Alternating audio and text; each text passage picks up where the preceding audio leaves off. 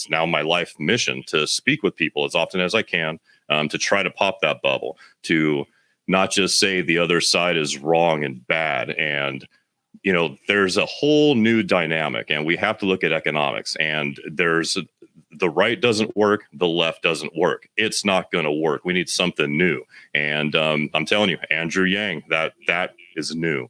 And everything he said just tore my soul. I was like, that is where I belong. This guy needs to be president. And again, I'm very saddened to see that it didn't happen this time, but 2024 is ours. So we're going to take it. So if you go back to 2016, I guess given your handle, Trumper for Yang, you sounds like you voted for President Trump. Was that a hard call, or was that a pretty easy one for you at that time? Have you met Hillary Clinton? I have not. I'm aware. Her reputation precedes her. Yeah. So for you, it was a anti-Hillary vote, or were you pro-Trump? You know, it's more of a joke. You know, you just don't want to come up missing if you don't vote for Hillary. It was more of a joke. We were actually traveling. We were in New Hampshire during the election season. We're in D.C., New York, and you know, we were there watching it. You know, we were driving through the Rust Belt. And I mean, and when I say driving through, we weren't in a hurry. We drove through. We stayed weeks at you know, if we liked a spot, we stayed weeks. We went and we talked to locals. I mean, we got to know people, and that's something that everybody in this country, I wish that they had the luxury of doing that, because once you meet people, you realize there are no Republicans and there are no Democrats. They think they are.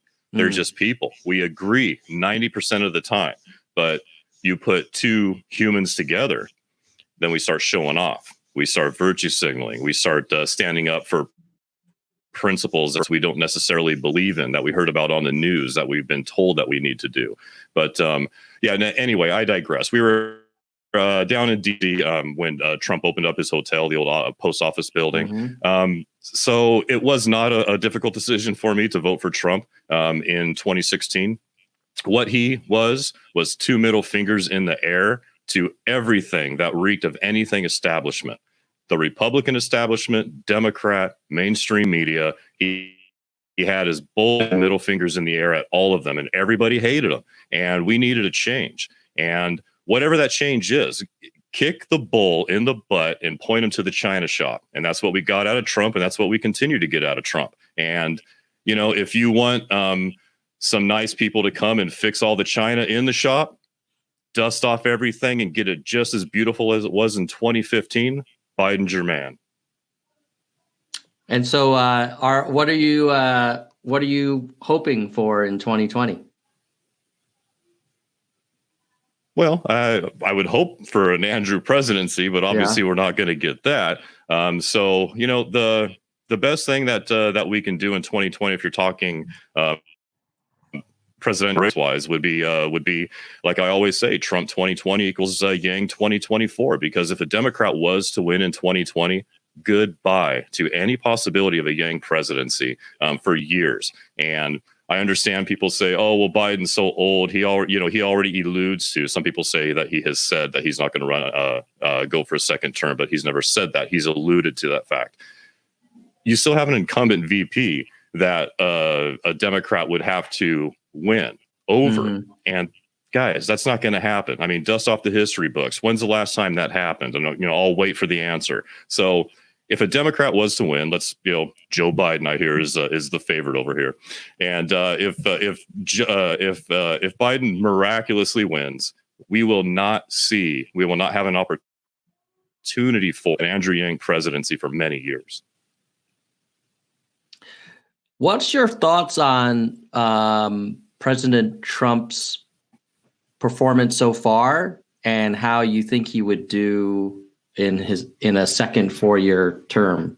Do you feel like there's any risk that he could actually make things worse, or do you feel like, well, it'll just sort of pass time and 2024 will around and we'll welcome Andrew in? Like, I personally feel like he's very erratic and not confidence inspiring. So that's what, for me, another 4 years of Trump would be really hard to swallow. Well, let me ask you a question. What in the first 4 years has gone horribly wrong and what in the next 4 years could go horribly wrong under Trump. And remember, he didn't cause the virus nor race wars. Well, I would say for one thing, the tax cuts and the growth in the debt for kind of questionable returns, as a previous, many decades Republican, I do believe that if you're going to take people's money in the form of taxes, you should really spend it in a very appropriate way. And if you're going to cut taxes, then you should also cut spending. And we didn't see that. So that's number one. Number two is probably, I've never seen our country so divided. I mean, it got bad under Obama, but I feel like it's never been, I mean, it's just visceral how people are looking at each other like enemies and not Americans. As if you're not on my team, you're somehow, anti-patriotic, or you can't be a real American if you're for the other team. Sure. And what percentage would you apply to that to the mainstream media, and what percentage would you apply that to Trump? Oh, I mean, I think they enable each other. I think Trump gets it going, and then the mainstream media amplifies it. But I think he does it knowing that the mainstream media will amplify it. He's no sort of innocent bystander in all of this. And ultimately, like, if you're in the Oval Office and when you say, certain things that the mainstream media is going to blow it out of proportion, a rational person would be like, well, I need to be really careful about what I say because this stuff is going to be inflamed. The third thing is I'm very unimpressed with his team. And, is you having experience in the private sector team's really important. Capable people are really important. He started with like Cohn, and he started with, McMaster and Mattis and all these and Kelly and, pretty impressive guys. I may not agree with them on policy for everything, but, they're no joke. But I feel like the team he's got left is pretty weak. So for the first 4 years, I would say those are things that give me great pause. And I feel like the trajectory is not encouraging, and that I feel like he's getting more unhinged as, each year. And so I worry that if he got a second term, he wouldn't have a lot of incentive to rein it in even further, because he might even feel like he has a mandate to do whatever the heck he wants. But you're not as concerned, or I don't know, maybe you are, but you think it's worth the risk, or? No, I'm clearly not as concerned as you seem to be, because I asked you in the first 4 years what went wrong, and your answer was tax cuts. Well, and yeah, deficit, team, and complete polarization of the country.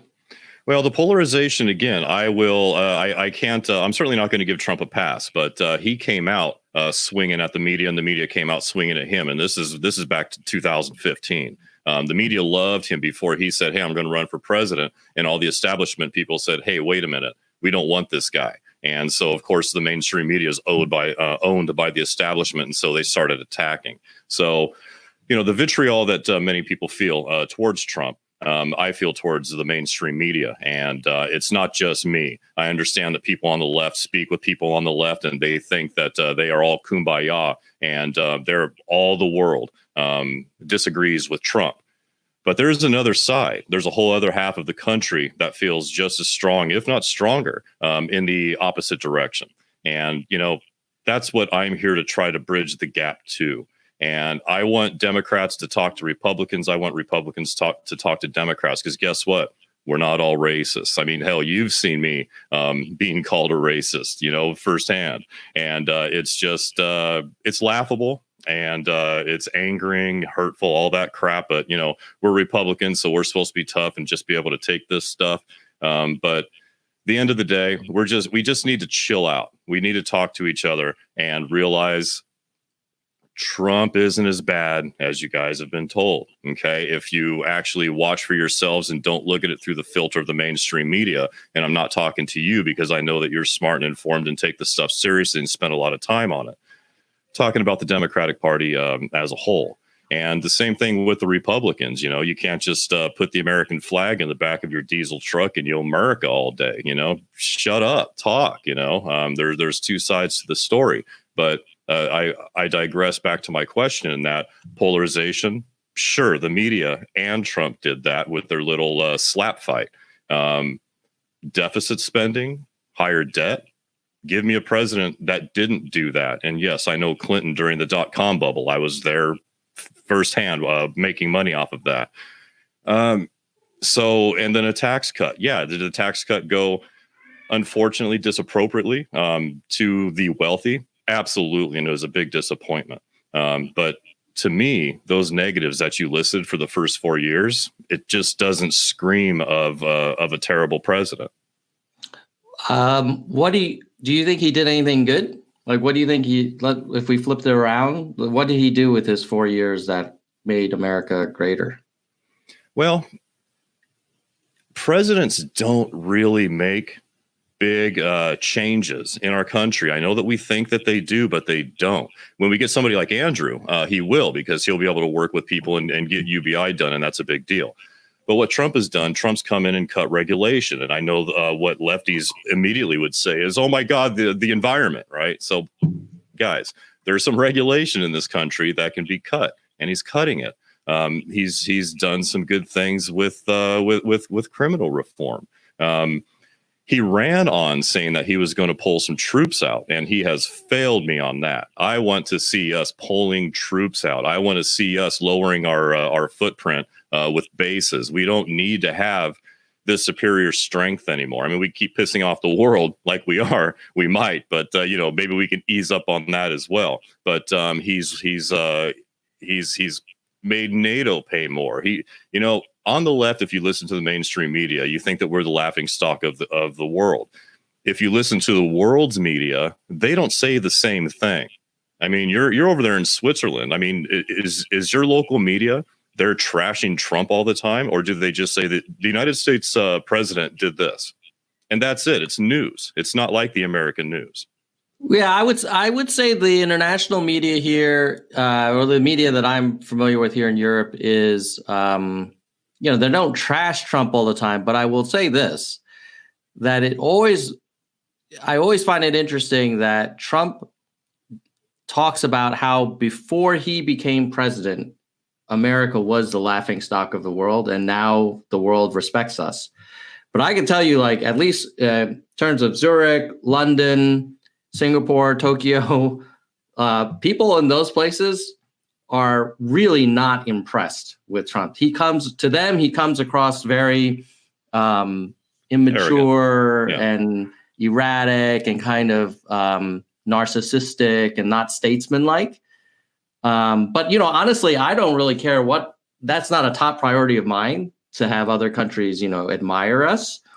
But it's a good thing comparatively. If you look at everybody else in the world and then say, hey, is everybody reacting to this guy like we are? Or are we just this hotbed of craziness that's full of hatred and saying, oh, my God, he's racist. He eats babies for breakfast. My God, this guy is the antichrist. We're the only ones. It's the mainstream media, and that's it. So it's useful comparatively speaking. I'm not trying to create more sheepish behavior. But it's I think it's important to look outside to the rest of the world and see how they react to the American president, as they would more refer to him, as opposed to just, the evil Trump like the American media does.